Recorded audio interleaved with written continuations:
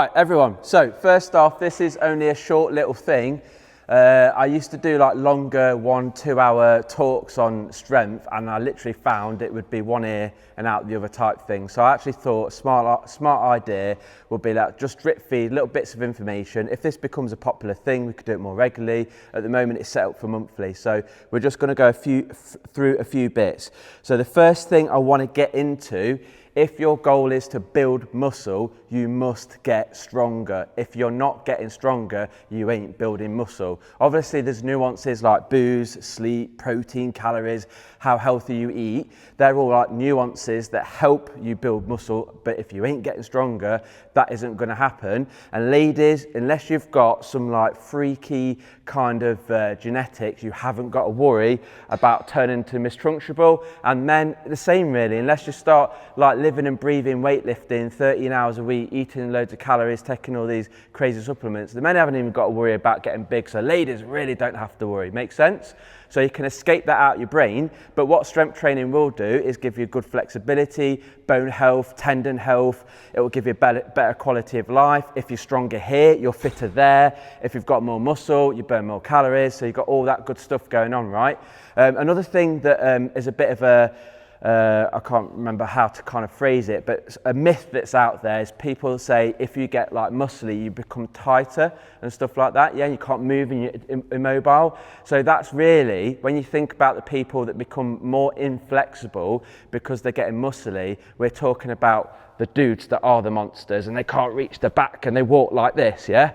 But when it's just me and you building a bit of muscle, if you actually speak to a good quality physio, getting stronger in weak areas actually creates flexibility, if that makes sense. So actually, if you want to get more flexible, get stronger, and what you'll find is a weak muscle is a tight muscle, the tight muscle gets injured.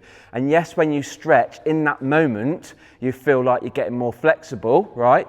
But you've just warmed the muscle up and it's like elastic band, you've got it really pliable. But I bet you any money, an hour later, once your body's cooled down and you try and go into that deep stretch again, you'll have to warm into it. Therefore, it's not created a long-term like thing out of it. Does that make sense?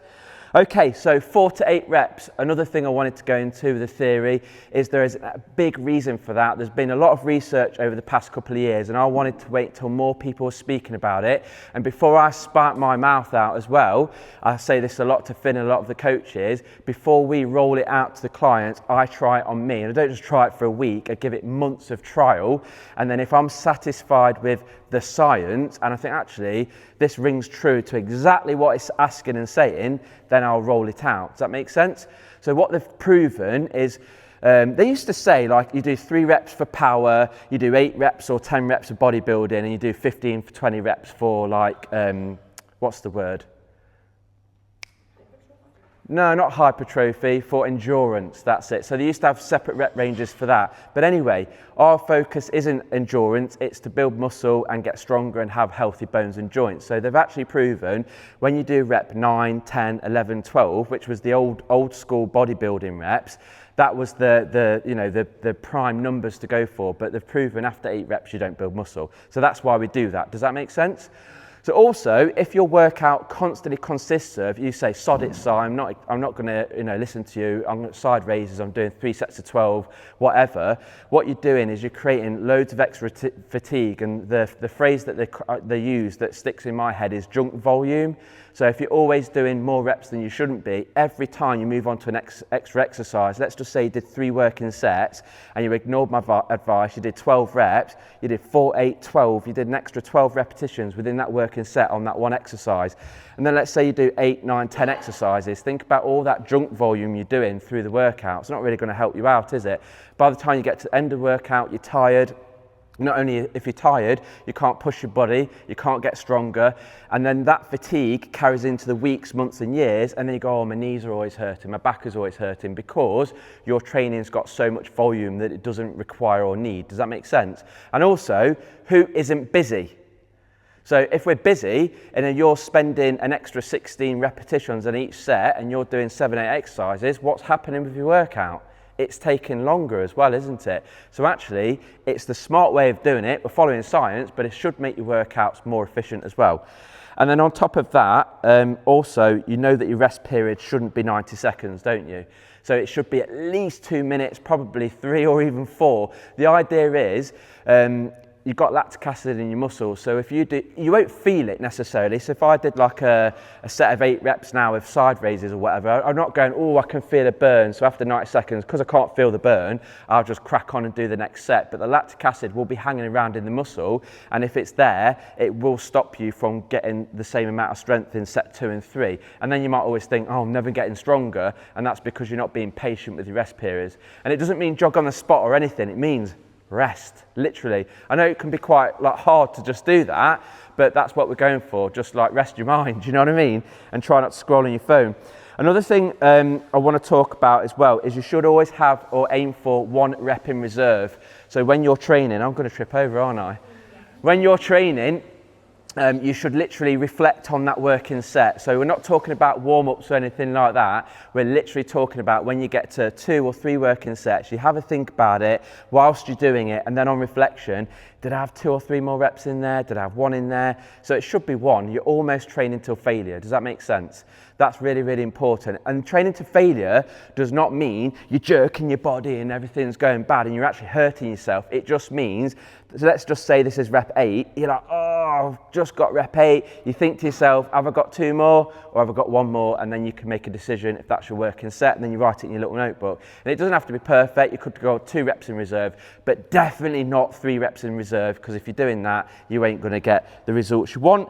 And then the next thing to focus on is how to work with the reps. So I'm going to get this little note out here. So because quite a few people ask this question, they say they struggle to progress with the weights. So this says side raise 4 sets of 8. So once you can do your sets of 8 reps, okay, once you've hit that maximum rep range, it's time to move up to the next smallest increment. You never do a big jump. You should always just go for a little hop up, okay? And what you would want to do is when you do the new weight for the first time, you do 4 reps. Where some people, they've been telling me, they've been trying to shoot straight to 7 or 8 reps. So in my little brain, I like a rule. And obviously that rule doesn't always work out. But when I visit that new weight for the first time, I hit 4 reps. And then I think to myself, I'd love to better hit it for 6 next week. And then next week might be 7 or 8, and then whatever. And then once you go through the training over the weeks, you might find that it gets so heavy that you might only PB by 1 rep in the whole working set. Now, what I mean by that is set number 1, you might hit 8 reps. Okay, set number 2, you might hit 7, and then 7. And then the week after, you might get 8, 8, 7. And then the week after is 8, 8, 8. As long as you beat it by a rep, you're still progressing and you're allowing your muscles, your bone health, your tendons and all of that stuff, just keep up with your training. So don't worry if it slows down, it's not a failure. You might just get a 1 rep PB out of the 3 working sets, but as long as you're progressing. Does that make sense? So use the rep ranges wisely. I know this, we've all heard it all before, but leave the ego at the door, do you know what I mean? So when I do something new for the first time, I did preacher curls 30 kilos, I just did 3 sets of 4 reps. I was like, yeah, sweet. So hopefully next week I've got 5 or 6, right? Nice, nice. And that should also mean you get loads of progress out of it. And also going back to programming, I know people can get bored with these things, but the longer you stick to a program, the better. When I write myself a new program, I want 18 months out of it. That's how long I want out of it. And if I reach a plateau with the movement, I don't change the whole workout. I'll just go, oh, right, preacher curls, I can't get any further with that one movement. I'll switch that one movement up and everything else, I'm still progressing. Does that make sense? Because skill itself as well plays a really big part. And then always warm up, okay? So if you're doing, let's just say I'm doing bicep curls with 8, I'm not just gonna go pick up 8, I see it all the time.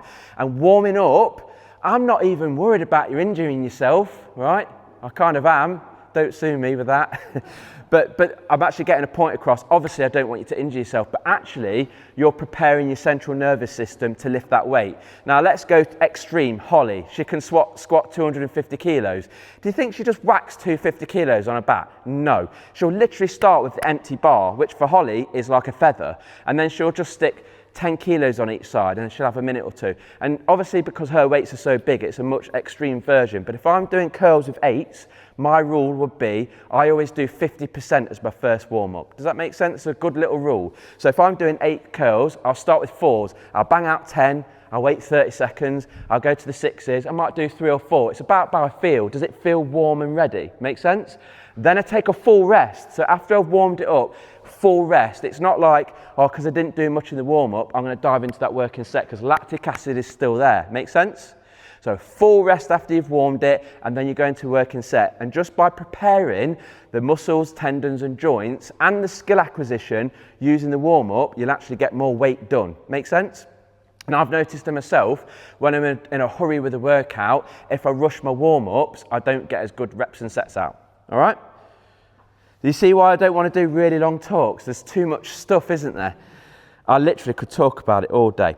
Okay, another thing as well, your abs should always stay tight. So the way to explain with your abs, you should not be having them tucked in towards your spine, because if you're tucking in, that you can actually injure your lower back. And I had a physio many years ago when I had this injury, say he called it zipping up, like zip up your belly button towards your spine. And ironically, I hurt myself more. This was a long time ago, did more research. The way to focus on it with your bracing, this is how someone taught me, and it just helped my brain go in. Imagine I'm about to push a car, take a deep breath, and I'm pushing, but I've always got my abs braced, right? Or imagine someone's going to punch you in the stomach. What would you do? You'd tense up your stomach, wouldn't you? So even if I'm just doing a bicep curl now, I haven't got a soft belly. I've got my brace in my stomach. And also with breathing, it's not like that, because if I'm breathing in and out, what's happening with my belly? I'm getting soft. It's like, so what really should be happening, if I've got 4 reps, I'm bracing like this, there's not really much breathing. It's more like breathing through a pursed lip, if that makes sense. Or if I'm doing an overhead press or whatever, or squat, I'll take a little gulp of air between repetitions, but you're not doing you're not like moving the diaphragm, or when you're breathing in and out, your stomach will relax and contract, meaning that at some point during that rep, you're not tight. If you're not tight, and you're not braced when you're doing a curl or a tricep extension or a row or a squat or a deadlift, and you're not tight here, your foundation, you will be weaker even just doing a seated bicep curl. Does that make sense? So always brace your tummy, always, always.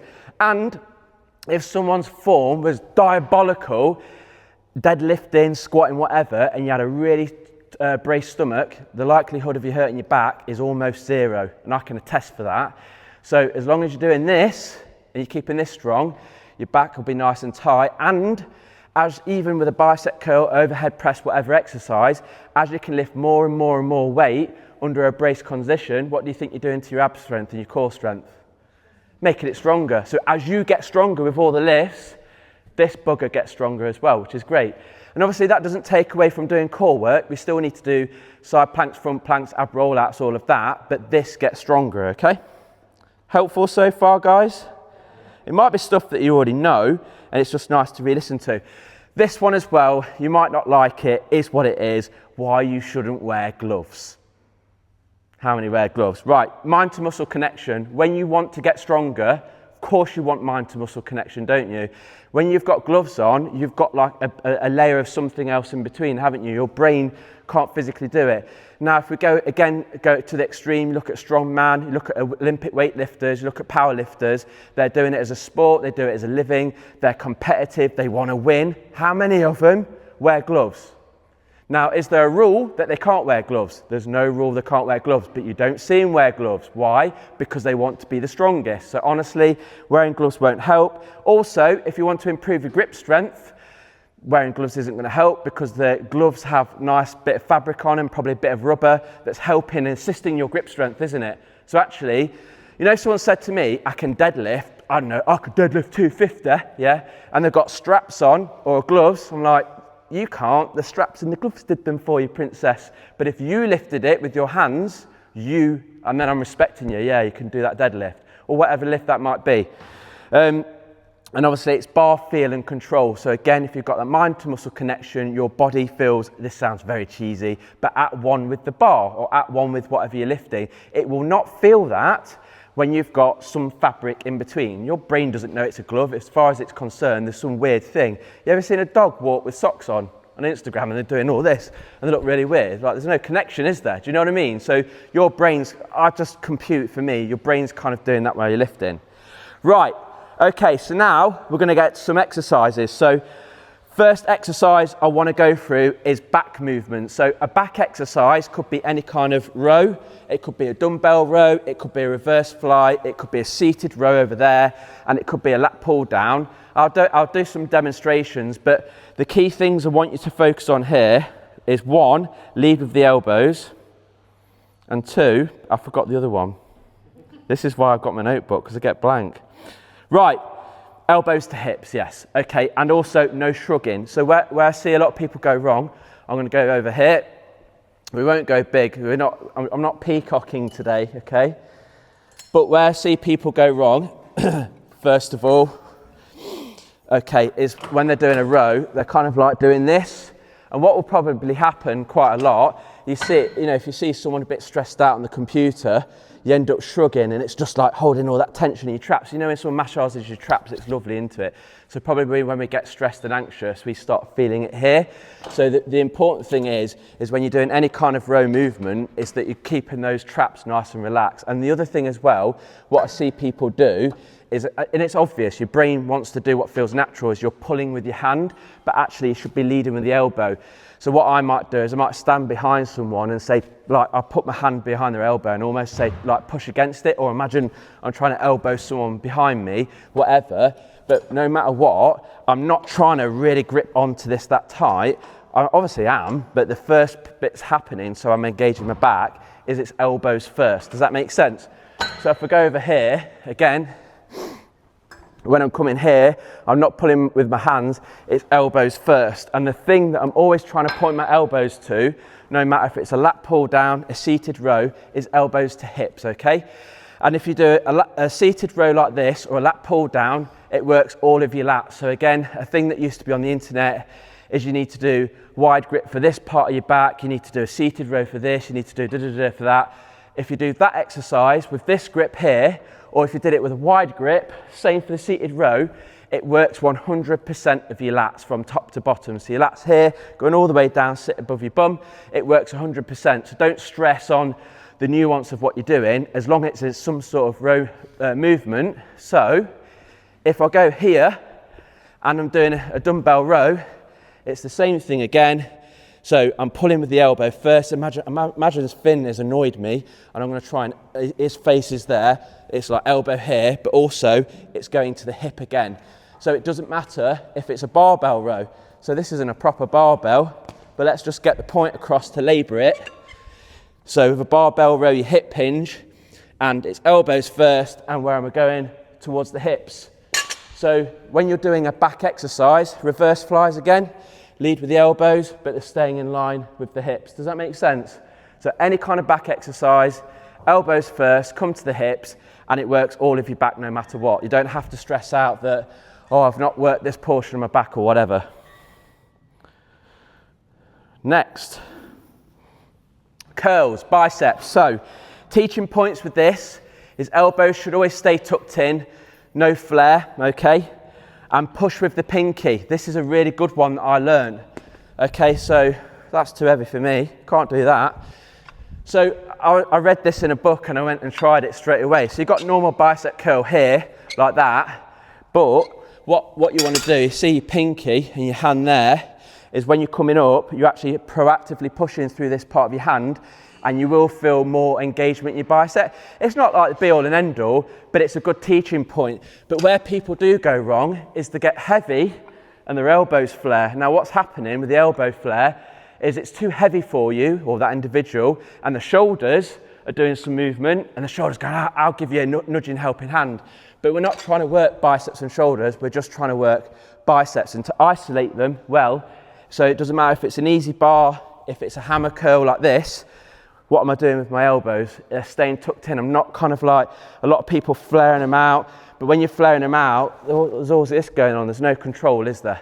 Does that make sense? So if I move over here, just to labour the point one more.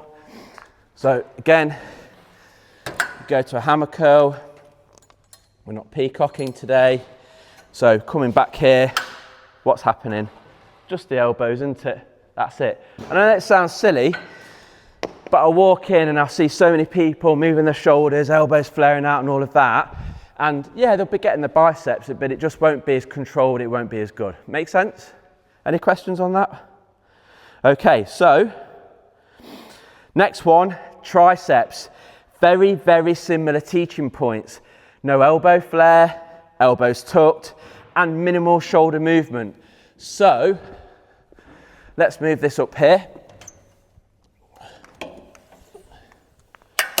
Okay, so where I see people go wrong is their elbows are coming out, so that's taking the shoulder, triceps out of it, and also there might be a bit of like shoulder movement or something like that. So again, it's just elbows tucked in. With this exercise, it's a bit of a lean over, but when you're doing triceps, all you want to think about is that elbows hinging, so there's no actual movement. So if I do easy bar tricep extensions here, what I'm doing is, if you see, there's very little movement with the shoulders, but what you see is all this malarkey going on with other people, if that makes sense.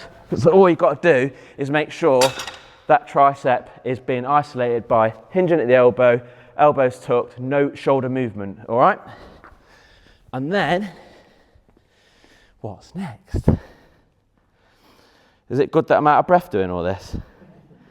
Okay, shoulders. So my cue for shoulders is biceps to ears. So, what else did I write for shoulders? I think that's it really. Nice and simple. Oh yeah, no shrugging, yeah. But I don't see that many people shrug. So no matter if it's a shoulder press like this, a shoulder press like that, no matter if it's me getting this here, it's biceps to ears. Can you see that? What I'm not doing, and what I see a lot of people do, is they're pressing here like this in front of them. The rotator cuff doesn't really want to be in a stretch position under load, and then also it's a bad movement pattern. What you actually want, when you've got the biceps to ears here to the top, you're also stacking your shoulders and your trapezius to help you lift more weight. Your traps being here. So by coming all the way up there to the biceps, makes a difference.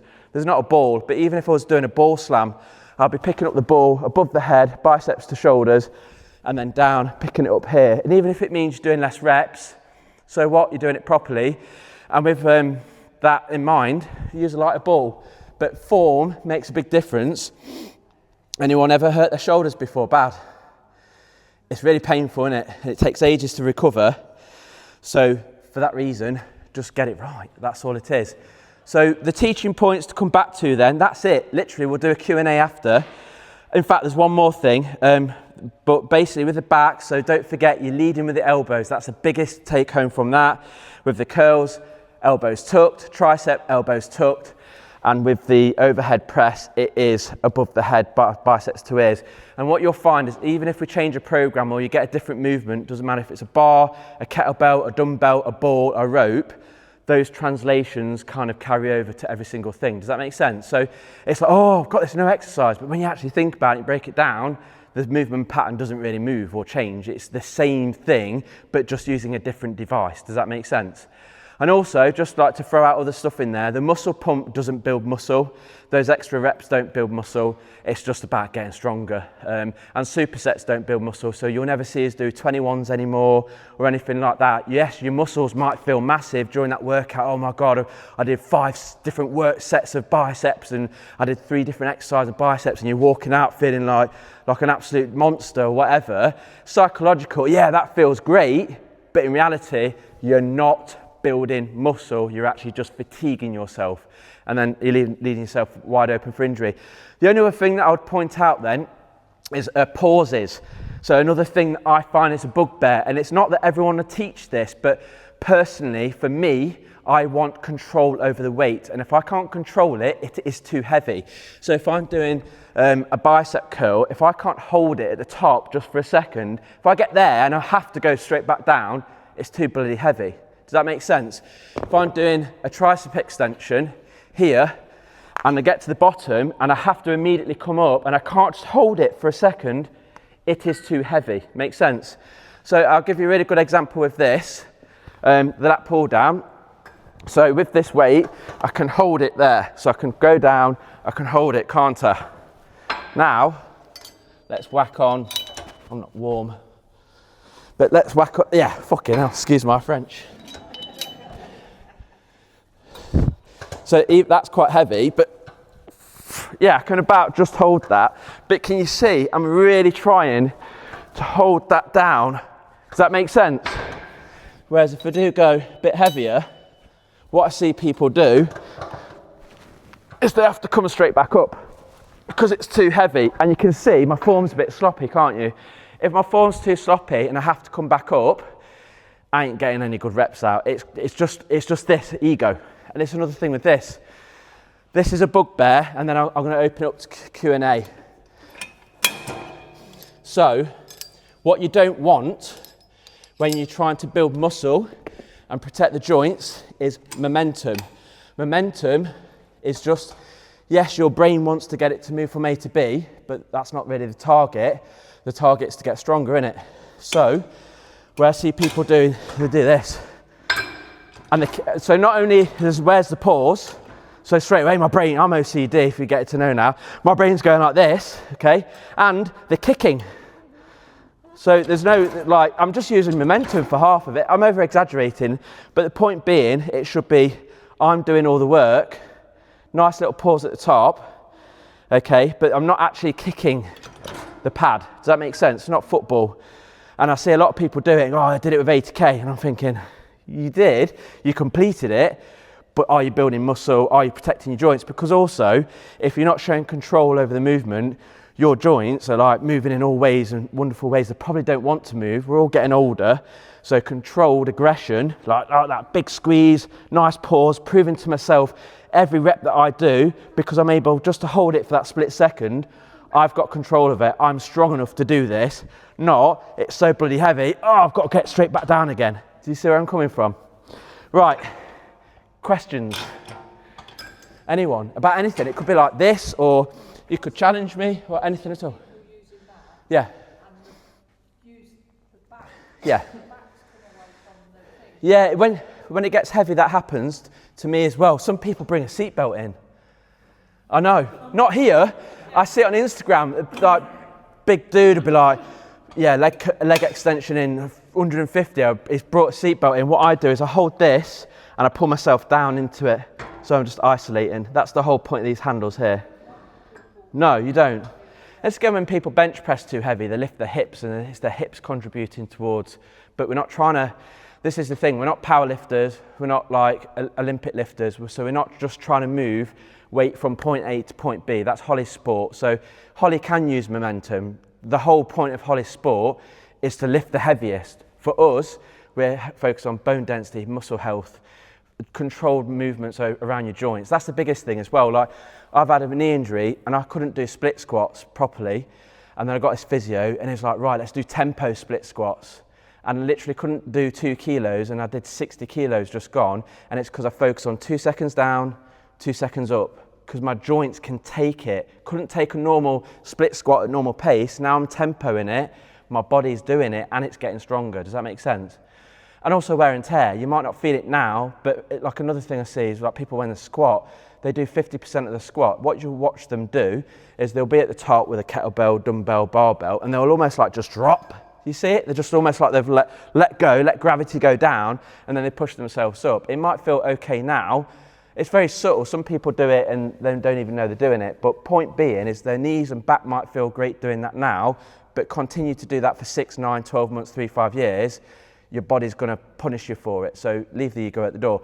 Right, questions about anything, lifting, nutrition, anything, just while you've got me, and hopefully you found this useful. Just demonstrate the squat, how it should be done then. Yeah, of course I can. So I'll show you where people go wrong.